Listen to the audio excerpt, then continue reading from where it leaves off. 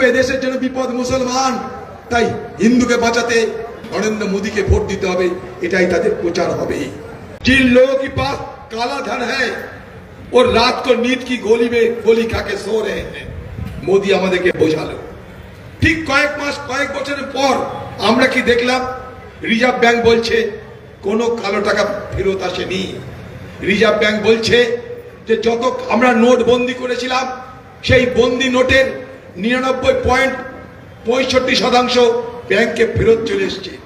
সেদিন নগদি টাকার পরিমাণ ছিল ভারতবর্ষের বাজারে 16,32,000 কোটি, আজ নগদি নোটের পরিমাণ 34 লক্ষ কোটি।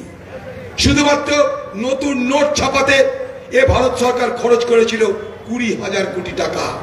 এইভাবেই এ দেশটাকে বরবাদ করা হয়েছে, শুধু মিথ্যে কথা বলে, মিথ্যে স্বপ্ন দেখিয়ে, আর ভারতবর্ষের মানুষকে বোকা বানিয়ে। বলুন বলুন, লকডাউন, সেই লকডাউন কি প্রয়োজন ছিল? ভারতবর্ষে নয়, পৃথিবীর বিভিন্ন দেশে লকডাউন হয়েছে, কিন্তু লকডাউনের আগে মানুষকে সময় দেওয়া হয়েছে তার প্রস্তুতির জন্য। এদেশে লকডাউনের কোনো প্রস্তুতির সময় দেওয়া হয়নি। হঠাৎ করে এদেশের মানুষের জন্য জিএসটি নিয়ে আসা হলো। বলুন, একটাও পরিকল্পনা সফল হয়েছে না ভারতবর্ষের মানুষের সমস্যা বাড়িয়েছে? বলুন, ব্যাংকে নোট বাতিল করবার পর লাইনে নোট বদল করতে কয়েকশো মানুষের মৃত্যু হয়েছে, কয়েক হাজার কারখানা বন্ধ হয়ে গেছে, কয়েক লক্ষ মানুষের রুটি রুজি চলে গেছে। আপনাদের মনে আছে লকডাউন হঠাৎ করে ঘোষণা করে দেওয়ার পরিণামে সারা ভারতবর্ষ জুড়ে হাহাকার আপনারা দেখেছেন। আপনাদের নিজের জীবনে কি ভয়ঙ্কর দিন সেগুলো পার করেছেন নিজেরা আপনারা জানেন। আপনারা দেখেছেন জিএসটি চালু করার পর ছোট ছোট ব্যবসাদার তাদের জীবন আরো দুর্বিষহ হয়ে উঠেছে। আপনারা কি জানেন যে ভারতবর্ষের 50% মানুষ, তারা ভারতবর্ষের যত জিএসটি তার 64% ভাগিদার।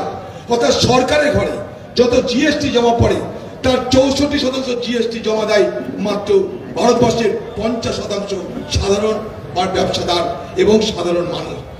আর ভারতবর্ষে যারা বড় লোক, সেই সমস্ত কোটিপতিরা, তারা এ ভারতবর্ষের মোট জিএসটি কত পরিমাণ দেয় জানেন? মাত্র 4%। অর্থাৎ 10% বড় লোক, মোট যে জিএসটি রোজগার হচ্ছে সরকারের, তার সেখানটায় 4% তাদের অবদান। আর ভারতবর্ষের 50% সাধারণ মানুষ, তারা জিএসটির 64% পূরণ করতে হয়। এইভাবেই এক আর্থিক বৈষম্য চলছে ভারতবর্ষ জুড়ে, তাই হাহাকার বাড়ছে, ভারতবর্ষ জুড়ে অভাব বাড়ছে, আপনার রোজগার কমছে, ভারতবর্ষের টাকার মূল্য কমে যাচ্ছে, আপনার রোজগার কমে যাচ্ছে, পেট্রোল ডিজেলের দাম কমছে না, গ্যাসের দাম কমছে না, অথচ বিশ্বের বাজারে পেট্রোল ডিজেলের দাম সব কমে গেল, গ্যাসের দাম কমে গেল। আপনাকে কি বোঝাবে ভোটের আগে?